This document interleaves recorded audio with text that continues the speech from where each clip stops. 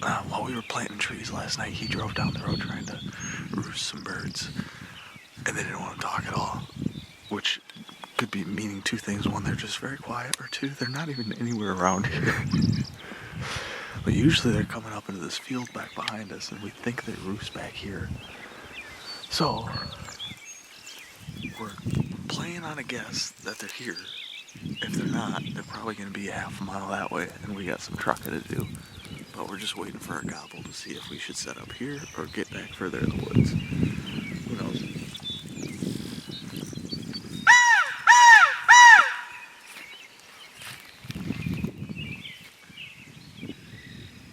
I think there's a biting goat down there. I think that's what I hear. A what? A biting goat. A biting goat? Yeah. They're like this tall. They're common in this part of the woods, and they nip you right in the butt. But not a turkey egg.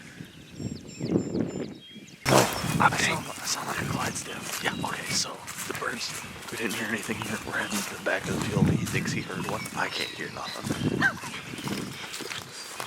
I think he just wanted to head to the back of the field. Yeah.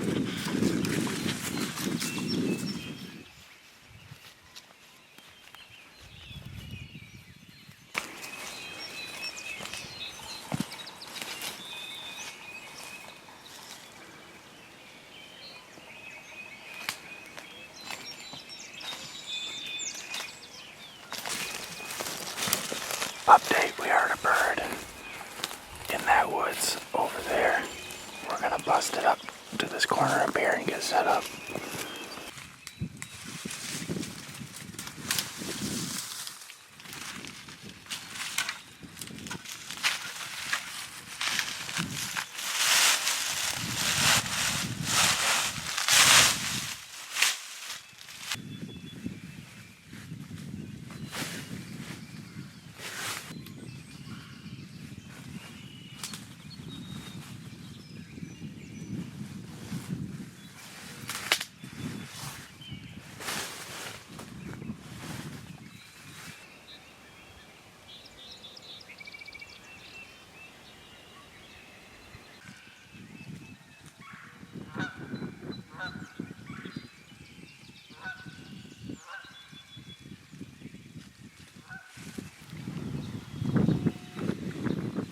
Robert, let's get an update.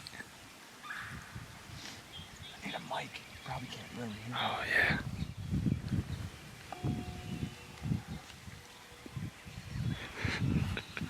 Little update for you. So, we heard these birds way off in the distance and made a mad dash for the corner of this field. And got all set up. Ryan's been calling for about 20 minutes now, and it sounds like they're working their way in, so we'll see what happens. I think it's time to get ready. I still can't feel my leg.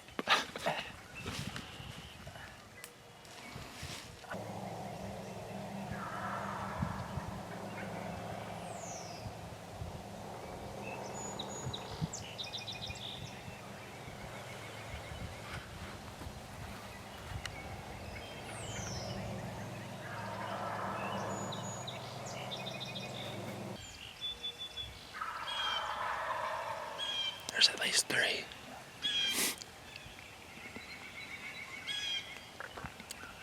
One's fairly close.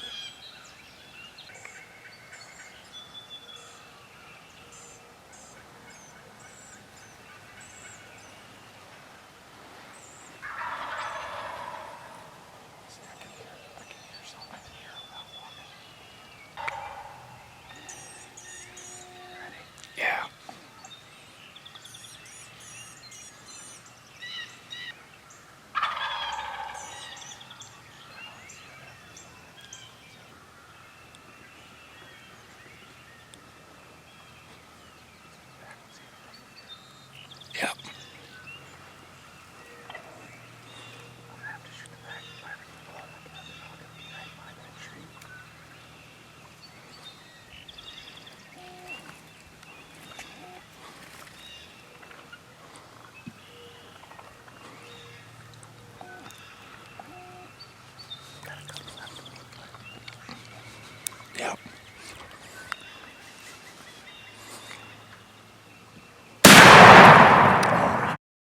me.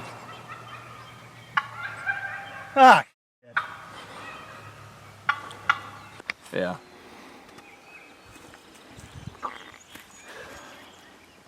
The exasperation. Well, that was so cool. Because, like I said, I've never called in and shot one. It's always been a run and gun. A lot more fun, isn't it? Oh yeah, a lot more. Actually got my heart going.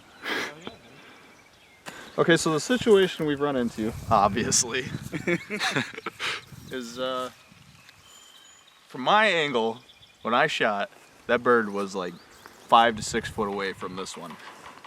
But there was a twig, and I don't know, I must have hit the twig, and like Ryan said, sometimes you just get that weird flyer, which pisses me off if that's what it was. I should have waited. Yeah. Obviously. I don't know, I thought I was completely clear, and I knocked down the second one. I'm waiting for a call back from the DNR to see what's going to happen. I don't think they'd give me a ticket, but I'd hope they'd come and claim the bird or something. Well, no, I mean, there's a couple things here. One, it's a learning experience, right? So it doesn't happen again. Yeah, no, I mean, it is what it is, right? It's happened now. You can't do anything about it. In my honest opinion, that bird was far enough away Right. for me to take that shot. You had a tighter angle than I Yeah. did from where you were sitting. For me to take that shot. So, like Ryan said, a flyer, BB maybe, or you hit some brush and You sent. shoot through the brush and you get. I mean, it just takes one BB to put it down.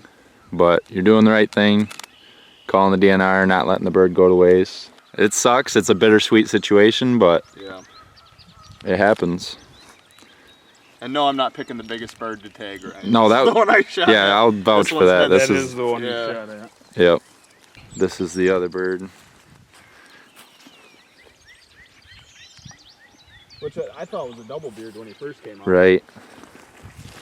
Just a split. And I just said, well, I'm going to shoot the first bird that gets away from the You were group. actually sitting on that chair? Yeah. It's a comfy chair. So we're waiting a call back from the DNR. I don't know if I just let them late. I would think I got to take them up with me. 'Cause I don't want to, unless I don't know. I don't know what to do. I Yeah. effed up. So we're still waiting for a call back from the DNR. I'm hoping they just come and claim it and take it so it doesn't go to waste. Maybe they'll take mine too. Maybe they'll take my gun. There ain't a lick of blood anywhere on his freaking head that shows that I hit him with a BB, which is even more frustrating because, I don't know. He wasn't in the path of your No. what you thought was your projected. I mean, that was Shell only path. 35 yards. Yeah. I mean, We should have paced that off. How far was it? up by the taller. Anyways, I mean, I don't know. Doing the right thing by calling the DNR. Might lose out on a bird, but it was a fun morning other than that, till Till two birds dropped. when the second one blew my mind. Yeah. How far do you think it is? 35. 24. Okay. That explains even less. 24 yards. That pattern had to be so tight. I must have hit a twig somewhere and just Had some ricochet. had to.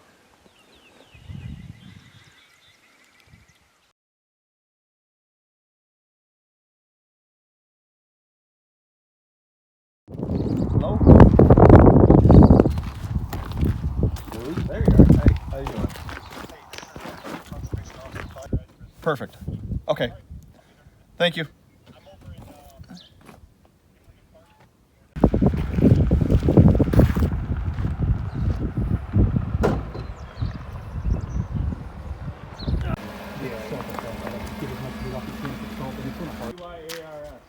Update. Huh? Update. So that was pretty cool, actually. Talking to him, calling him. He's a really nice guy. And he's going to be on Wardins. Yeah. Covers county over, came over here. You know, basically was like, never give me the idea that he was going to write me a ticket for anything, but, you know, he says it happens. He's done the same thing in the past, and it does. But doing the right thing, calling, self-reporting, you know, it's not a bad thing to do. So it's been about 4 weeks now since that hunt happened, and I've had the chance to review the footage a few times now. And honestly, I think what happened was the bird I originally thought that I didn't mean to shoot, I thought was the bird that was in front of the group. And I didn't see that third bird circle around the backside, which is the one that I didn't mean to shoot. And I think what happened was he must have just been closer to that turkey, the one I was aiming for, than what I had noticed. Still at 24 yards and a super tight pattern at that distance is just amazing that something like that happened. But after we inspected, you know, where I was sitting, there was just a few twigs, and maybe that was the answer to what happened. It was definitely a dull moment on an amazing hunt, because like I had mentioned with Ryan, I've never actually been successful on calling in turkeys. It's always been run and gun. So the two main points I want to make sure that I mention, and I want to be very clear on them. I made a mistake, and I want to tie that to saying, you know, I should have waited, and I just got excited. And that's where mistakes happen, is when we don't keep self-control and get caught up in the moment. That's where the mistakes happen. And then the second thing is, if you make a mistake, get a hold of your DNR. I mean, you don't have to. Yes, we could have not put it on the internet. Yes, we could have just, you know, not shown we shot 2 birds. Nobody would know the difference. But honestly, I mean, it was the right thing to do. They're out there protecting your resources. There's no reason to be scared of them or intimidated by them. Yes, there's crappy people in the world in all sectors of life.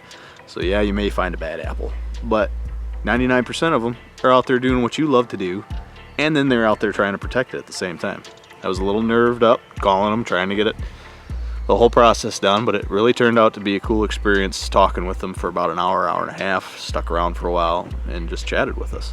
You know, it was a great experience. So other than the damper of shooting 2 birds and having to figure out what to do, it was really a wonderful morning hunting with friends and family that I will never forget. Even if we didn't videotape it, even if we didn't call the DNR, it was a memory that, those are one of the ones that'll last. You experience something new, and you put food on the table. I mean, the sun, walking through the fields, I mean, it's just gorgeous. It's just something that sticks out in your mind. And with that, I gotta head out of here. We're gonna be heading up north to do some trout fishing.